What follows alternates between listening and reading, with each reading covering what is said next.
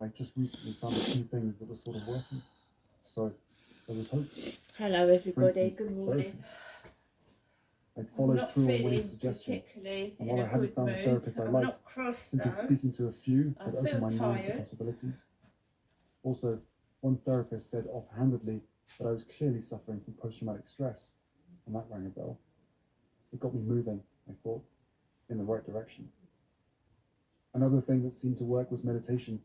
It quietened my racing mind, brought a degree on of Monday calm. morning. I wasn't one to pray. Nature was still my God.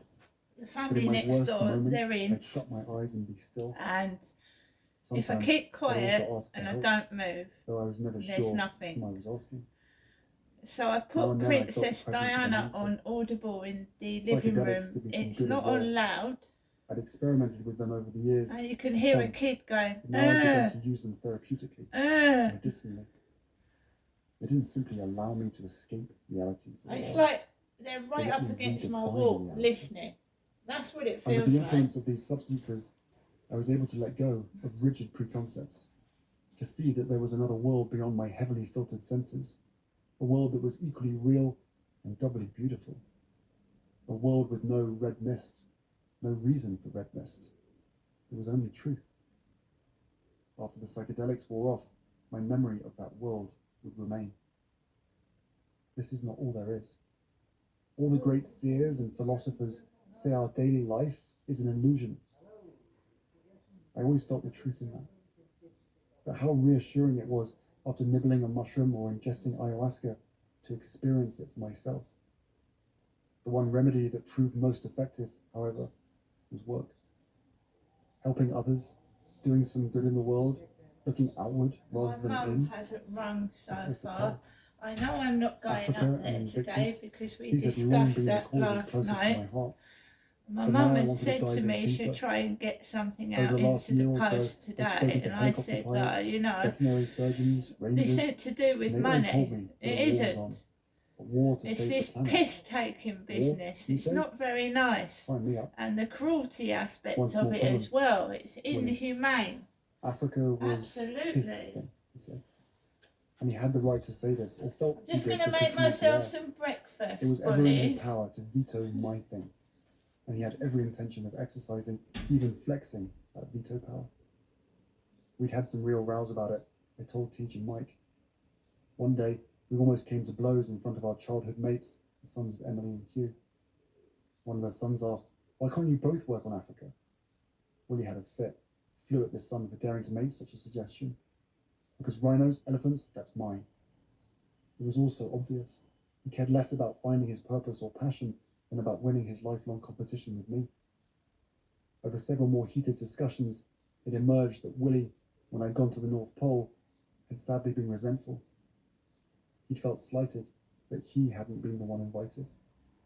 At the same time, he also said that he'd stepped aside, gallantly, that he'd permitted me to go.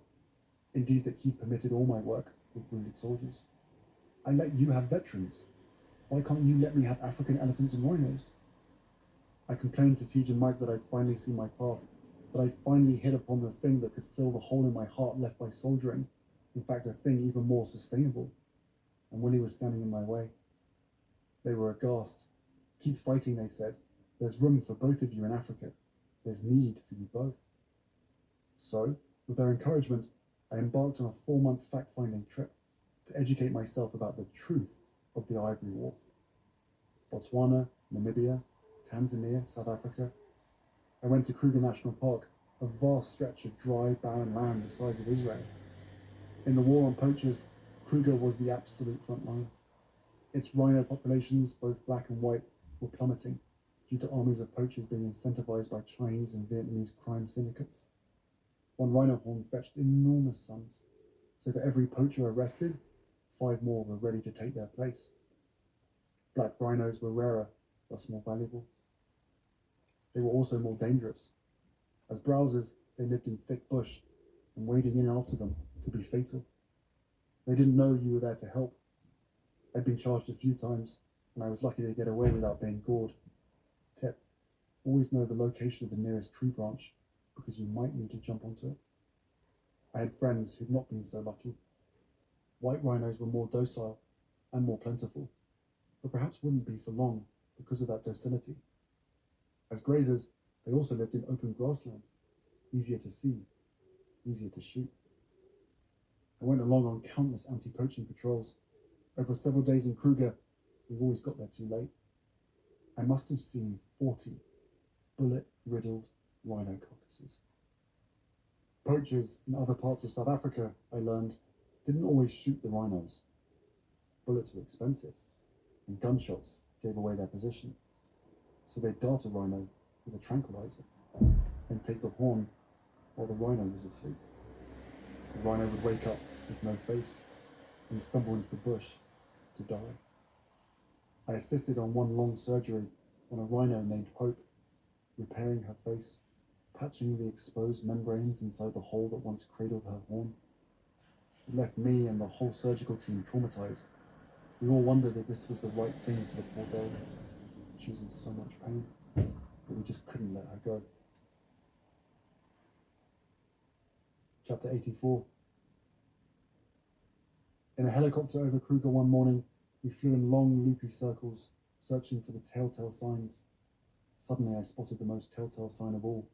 There, I said. Vultures. We quickly descended. Clouds of vultures took flight as we touched the ground.